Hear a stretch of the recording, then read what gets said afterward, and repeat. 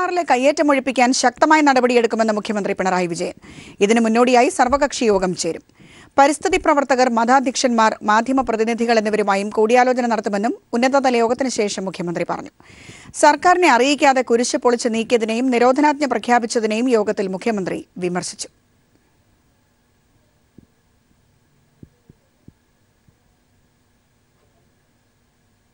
ഇടുക്കിയിലെ പട്ടയ വിതരണം സംബന്ധിച്ച് ചർച്ച ചെയ്യാൻ ചേർന്ന ഉന്നതതല യോഗത്തിലാണ് മുഖ്യമന്ത്രി പിണറായി വിജയൻ മൂന്നാറിലെ കയ്യേറ്റം ഒഴിപ്പിക്കൽ സംബന്ധിച്ച് നിലപാട് വ്യക്തമാക്കിയത്.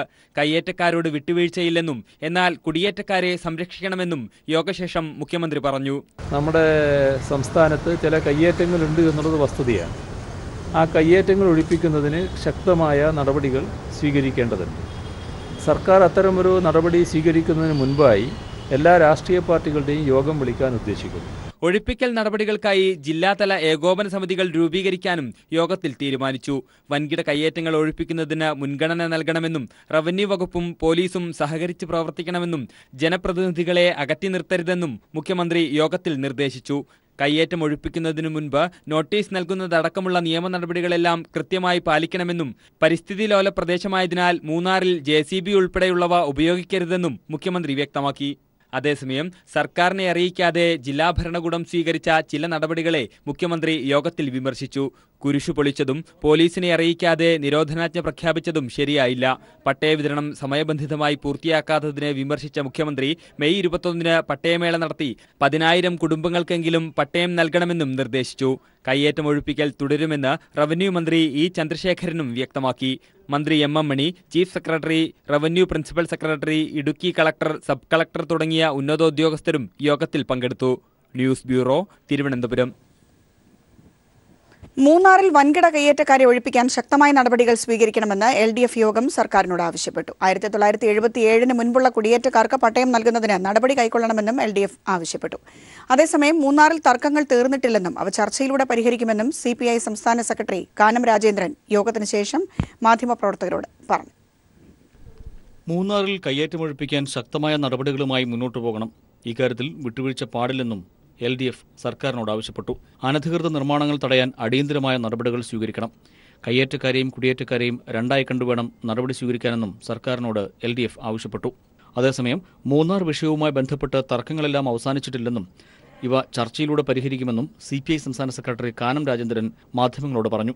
പാപ്പാത്തിച്ചോലയിൽ സ്ഥാപിച്ചിരുന്ന കുരിശ് ഏതെങ്കിലും സഭയുടേതല്ലെന്നും കാനം പറഞ്ഞു.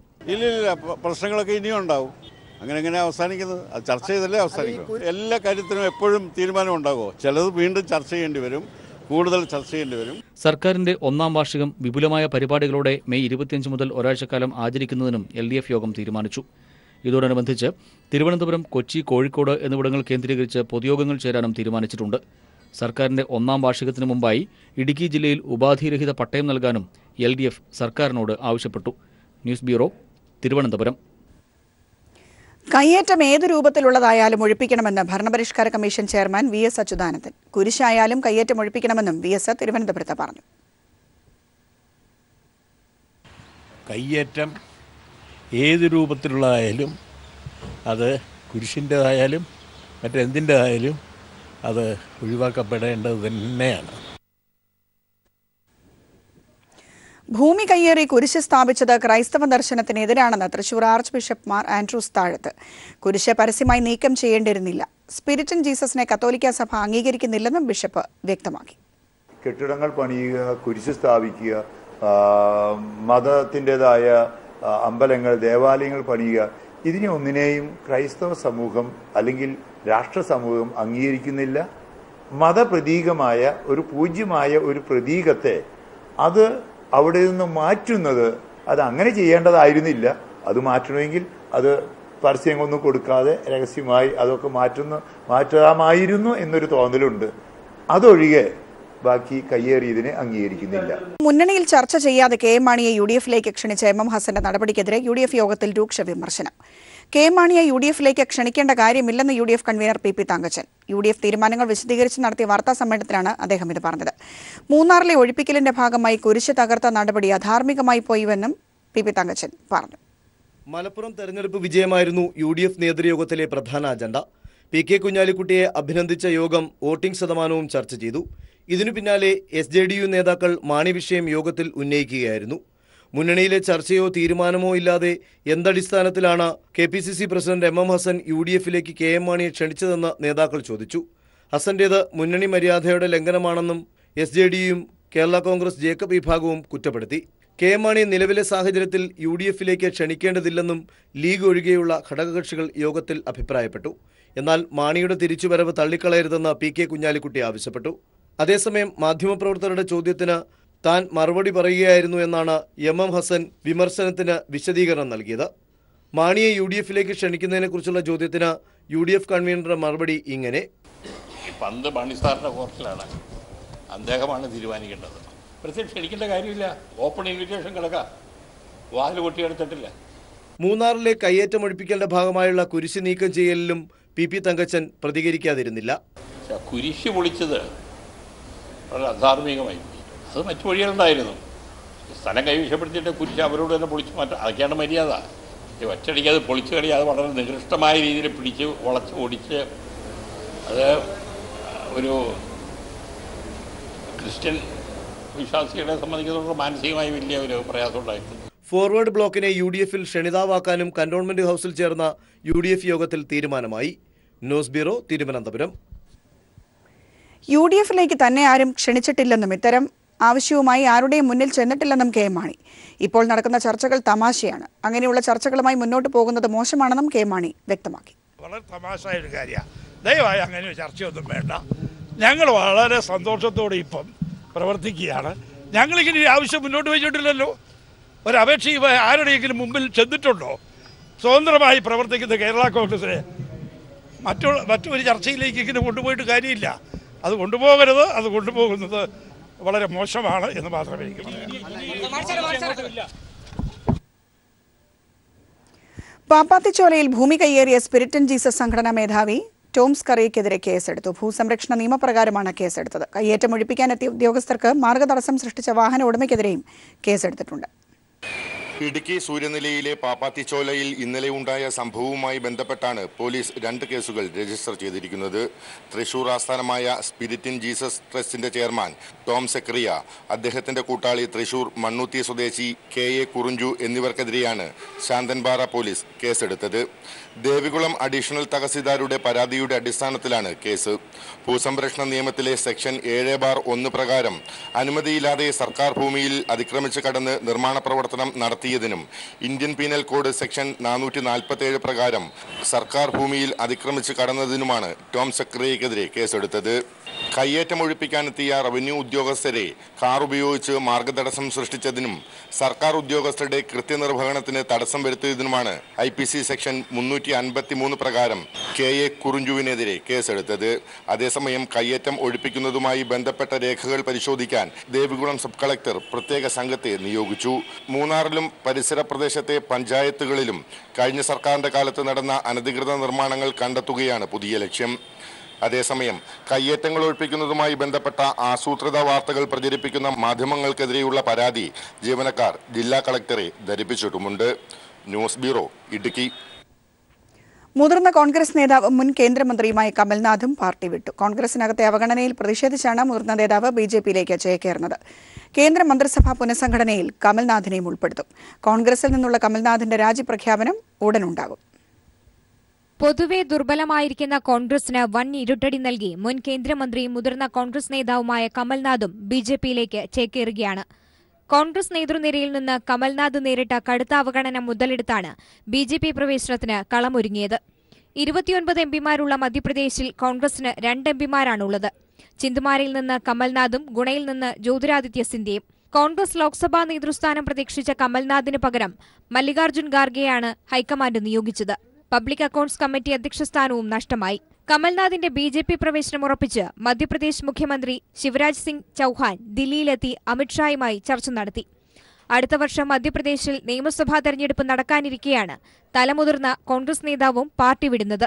നേരത്തെ കർണാടകയിൽ നിന്ന് കോൺഗ്രസ് നേതാവ് SM കൃഷ്ണയും UPയിൽ നിന്ന് റീത്ത ബഹുഗുണ ജോഷിയും ND തിവാരിയും മുൻ ദില്ലി കോൺഗ്രസ് അധ്യക്ഷൻ അരവിന്ദ് ലെവ്ലിയും BJPയിലേക്ക് ചേക്കേറിയിരുന്നു.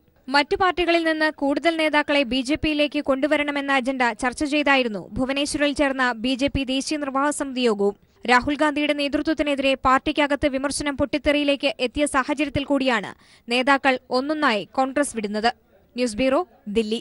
സംസ്ഥാനത്ത് ഈ വർഷം വരൾച്ചയിൽ 50% കാർഷിക വിള നശിച്ചതായി കേന്ദ്ര സംഘം വിലയിരുത്തി. വരൾച്ചയുടെ വിശദാംശങ്ങൾ ലഭിച്ച ശേഷം കൂടുതൽ ധനസഹായം നൽകുന്ന കാര്യം പരിഗണിക്കുമെന്ന് വരൾച്ചയെപ്പറ്റി പഠിക്കാനെത്തിയ കേന്ദ്ര സംഘത്തലവൻ അശ്വിനി കുമാർ മാധ്യമങ്ങളോട് പറഞ്ഞു. മുഖ്യമന്ത്രി അടക്കമുള്ള മന്ത്രിമാരുമായുള്ള കൂടിക്കാഴ്ചയ്ക്ക് ശേഷമായിരുന്നു കേന്ദ്ര സംഘത്തിന്റെ പ്രതികരണം. സംസ്ഥാനത്തെ വരൾച്ച സംബന്ധിച്ച് പഠിക്കാനെത്തിയ കേന്ദ്ര സംഘം മുഖ്യമന്ത്രി അടക്കമുള്ള മന്ത്രിമാരെ കണ്ട് ചർച്ച നടത്തി. 995.5 കോടി രൂപയുടെ വരൾച്ചാ ദുരിതാശ്വാസമാണ് സംസ്ഥാനം കേന്ദ്രത്തോട് ആവശ്യപ്പെട്ടത്. ദേശീയ തൊഴിലുറപ്പ് പദ്ധതിയിൽ അധിക തൊഴിൽ ദിനം ചേർക്കണമെന്ന കേരളത്തിന്റെ ആവശ്യം കേന്ദ്രം നിലവിൽ അംഗീകരിച്ചിട്ടുണ്ട്. ചരിത്രത്തിലെ ഏറ്റവും വലിയ വരൾച്ചയാണ് ഇത്തവണ ഉണ്ടായതെന്ന് മുഖ്യമന്ത്രി കേന്ദ്ര സംഘത്തെ ധരിപ്പിച്ചു. 35,000-ഓളം ഹെക്ടർ പ്രദേശത്തെ കൃഷിനാശം ഉണ്ടായതായും സംസ്ഥാനം കേന്ദ്രത്തെ അറിയിച്ചു. സംസ്ഥാനത്ത് കൃഷി ചെയ്യുന്ന 50%-ലേറെ കാർഷിക വിളകൾക്ക് നഷ്ടമുണ്ടായതായി കേന്ദ്ര സംഘത്തലവൻ അശ്വിനി കുമാർ മാധ്യമങ്ങളോട് പറഞ്ഞു. വരൾച്ചാ നഷ്ടത്തിന്റെ വിശദാംശങ്ങൾ ലഭിച്ച ശേഷം ആവശ്യമെങ്കിൽ കൂടുതൽ ധനസഹായം നൽകുമെന്ന് അദ്ദേഹം വ്യക്തമാക്കി. The major more than 50% crop damage is there and some area is slightly less. And there are NDRF norms are there. On those norms and the data which has been provided by the state government, we'll try to correlate it and submit the report to the Secretary Agriculture. വരൾച്ചയിൽ നാണ്യവിളകളെ കൂടി ഉൾപ്പെടുത്തണമെന്ന കാര്യം സജീവമായി പരിഗണിക്കുമെന്ന് കേന്ദ്ര സംഘം പറഞ്ഞു. വരൾച്ച രൂക്ഷമായ മലപ്പുറം, വയനാട്, തൃശൂർ, പാലക്കാട്, എറണാകുളം, തിരുവനന്തപുരം എന്നീ ജില്ലകളിൽ കഴിഞ്ഞ 3 ദിവസത്തിലേറെയായി പര്യടനം നടത്തിയ ശേഷമാണ് കേന്ദ്ര സംഘം മുഖ്യമന്ത്രിയെ കണ്ടത്. കേന്ദ്ര കൃഷി മന്ത്രാലയത്തിന്റെ ജോയിന്റ് സെക്രട്ടറി അശ്വിനി കുമാർ IASന്റെ നേതൃത്വത്തിലുള്ള 11-അംഗ സംഘമാണ് കേരളത്തിലെത്തിയത്. കേന്ദ്ര സംഘവുമായുള്ള ചർച്ചയ്ക്ക് മുഖ്യമന്ത്രിയെ കൂടാതെ E Chandrasekharan, Thomas Isaac, VS Sunilkumar, Mathew T Thomas, P Thilothaman എന്നിവരും ചീഫ് സെക്രട്ടറി അടക്കമുള്ള ഉദ്യോഗസ്ഥ പ്രമുഖരും ചർച്ചയിൽ പങ്കെടുത്തു. News bureau, Thiruvananthapuram. കടകംപള്ളി വില്ലേജിൽ സലീംരാജ് ഉൾപ്പെട്ട ഭൂമി തട്ടിപ്പ് സംഘം വ്യാജരേഖകൾ ചമച്ച് സൃഷ്ടിച്ച തണ്ടപ്പേര് തിരുവനന്തപുരം ജില്ലാ കളക്ടർ റദ്ദാക്കി. കടകംപള്ളിയിലെ 150ഓളം കുടുംബങ്ങളുടെ 44 ഏക്കറിലധികം ഭൂമിയാണ് കോൺഗ്രസ് നേതാവ് വർക്കല കഹാറിന്റെ ബന്ധുക്കൾ റവന്യൂ രേഖകളിൽ തിരിമറി നടത്തി സ്വന്തമാക്കിയത്. തണ്ടപ്പേര് റദ്ദാക്കണമെന്ന് CBI അടക്കമുള്ള ഏജൻസികളുടെ ശുപാർശ ഉണ്ടായിരുന്നിട്ടും കഴിഞ്ഞ UDF സർക്കാർ തീരുമാനമെടുക്കാതെ നീട്ടിക്കൊണ്ടുപോയ ഫയലിലാണ് LDF സർക്കാർ തീരുമാനമെടുത്തതെന്നതും ശ്രദ്ധേയമായി. കടകംപള്ളി വില്ലേജിലെ വിവാദ ഭൂമിയുടെ തണ്ടപ്പേരാണ് തിരുവനന്തപുരം ജില്ലാ കളക്ടർ വെങ്കടേശ്വതി റദ്ദാക്കിയത്. 3587 എന്ന നമ്പറിൽപ്പെട്ട വിവാദ ഭൂമിയുടെ തണ്ടപ്പേരാണ് റദ്ദാക്കപ്പെട്ടത്. ഭൂമിയുടെ തണ്ടപ്പേര് വ്യാജമായി സൃഷ്ടിച്ചതെന്ന് ജില്ലാ കളക്ടർ നടത്തിയ അന്വേഷണത്തിൽ കണ്ടെത്തിയതിനെ തുടർന്നാണ് നടപടി ഉണ്ടായിരിക്കുന്നത്. കുപ്രസിദ്ധമായ കടകംപള്ളി ഭൂമി തട്ടിപ്പരങ്ങേറിയത് കഴിഞ്ഞ UDF സർക്കാരിന്റെ കാലത്താണ്. റവന്യൂ ഉദ്യോഗസ്ഥരുടെ സഹായത്തോടെ ഉമ്മൻചാണ്ടിയുടെ ഗൺമാനായ സലീംരാജ്, കോൺഗ്രസ് നേതാവും മുൻ MLAയുമായ വർക്കല കഹാറിന്റെ ബന്ധുക്കളും ഉൾപ്പെട്ട സംഘം തിരുവനന്തപുരം നഗരത്തിലെ കണ്ണായ പ്രദേശമായ കടകംപള്ളി വില്ലേജിൽ ഉൾപ്പെട്ട 44 ഏക്കർ ഭൂമി വ്യാജ പ്രമാണങ്ങൾ സൃഷ്ടിച്ച് തട്ടിയെടുത്തു എന്നതാണ് കേസിനാസ്പദമായ സംഭവം. 150ഓളം കുടുംബങ്ങളുടെ കൈവശത്തിലുണ്ടായിരുന്ന ഭൂമി തൻ്റേതാണെന്ന് അവകാശപ്പെട്ട് വർക്കല സ്വദേശിയായ അഷ്റഫ് രംഗത്തെത്തുന്നതോടെയാണ് ഭൂമി വിവാദം ആരംഭിക്കുന്നത്. തണ്ടപ്പേര് രജിസ്റ്ററിലെ ശൂന്യമായി കിടന്ന പേജിൽ അഷ്റഫിന്റെ മുത്തച്ഛന്റെ പേര് റവന്യൂ ഉദ്യോഗസ്ഥർ വ്യാജമായി എഴുതി കയറ്റുകയായിരുന്നു. വിവാദ ഭൂമി സലീംരാജിന്റെ ബന്ധുവിന് വിൽപ്പന കരാർ എഴുതിയതോടെയാണ് തട്ടിപ്പ് പുറത്തായത്. അന്നത്തെ റവന്യൂ സെക്രട്ടറി കമലാവർദ്ധൻ റാവു ഭൂമിയുടെ തണ്ടപ്പേര് വ്യാജമെന്ന് കണ്ടെത്തി സർക്കാരിന് റിപ്പോർട്ട് നൽകിയെങ്കിലും UDF സർക്കാർ ഭൂമാഫിയയെ സഹായിക്കുന്ന നിലപാടാണ് സ്വീകരിച്ചത്.